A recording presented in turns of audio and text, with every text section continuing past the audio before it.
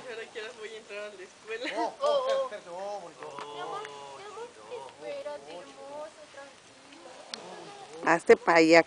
Hazte para allá. ¿Es que se revolcar? Ya, mi amor. Es que ya van como 2 veces que se le atora. Una reparó y se le atoró la soga y que se va para atrás. Mira, este vino a posar para mí. Calmada.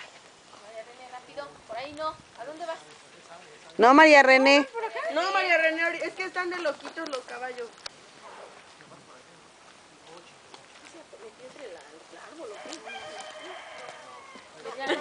¿Una chismosa?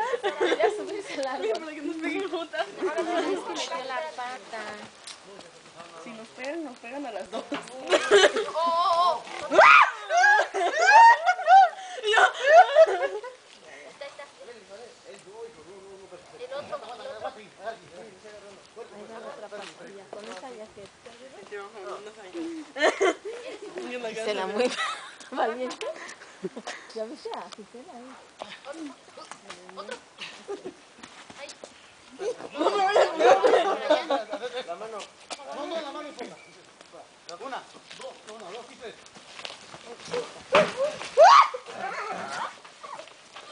¿Qué se le atoró la mano? No, no está atorada. La tienes tirada. Pero ¿cómo? ¿Y la otra qué se le atoró Mucho que también? ayudamos No. nosotros. Pero no se ha dado cuenta que no está estirada. Ah. Digo que no está atorada, perdón. No, ¿sabes qué? ¿Puede dar la vuelta? No, así como estás. Dale, pues. No, pero tío, Ahí no la metes, ahí ahorita la chino. Una, dos, y tres, dale. no la quiere ya. Dale. Cuando yo diga yo. 1, 2, 3. Álzala, tío, álzala. Ya se quedó. Más fácil. Ya se quedó así.